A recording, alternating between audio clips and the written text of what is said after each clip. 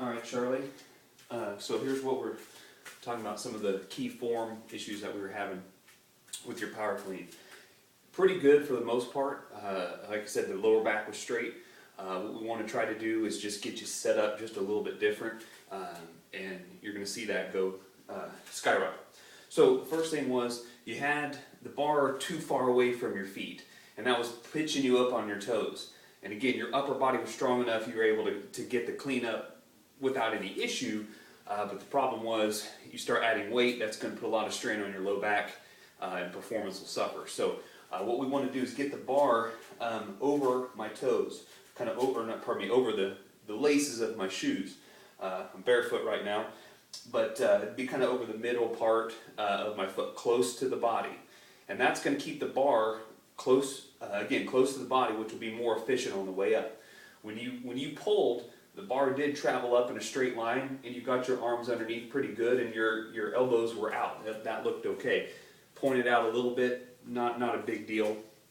But the main thing was we were out on your toes, the bar was too far away, and then as you mentioned in your comment, jumping way out with your feet.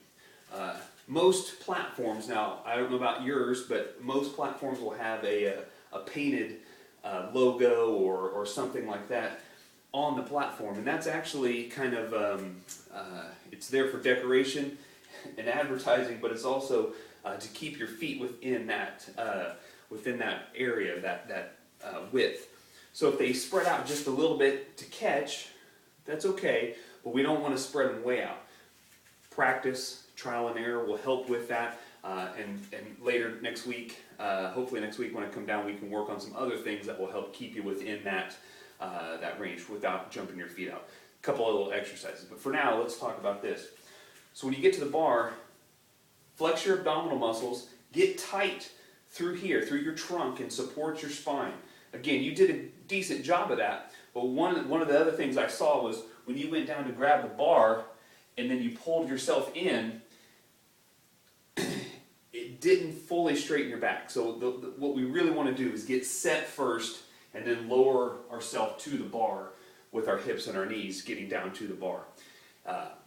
The other thing I mentioned in the text in terms of the setup process is we don't want to have too much slack in the bar.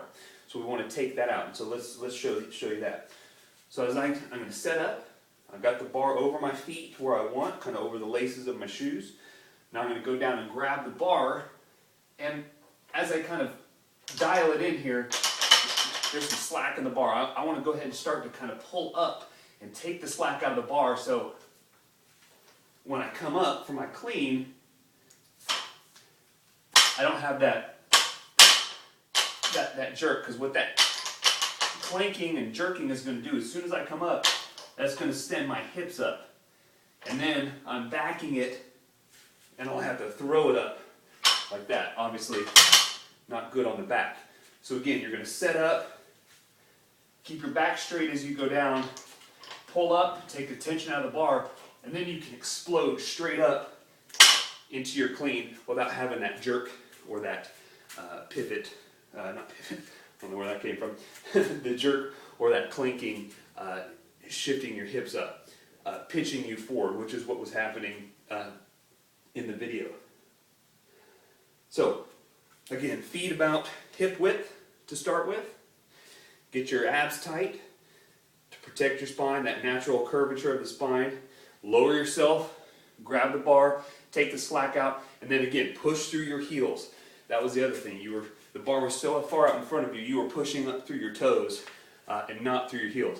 You go through your heels, you're going to get your glutes, hamstrings way more, or glutes, hamstrings, quads way more involved, and get a better result. Talk to you later.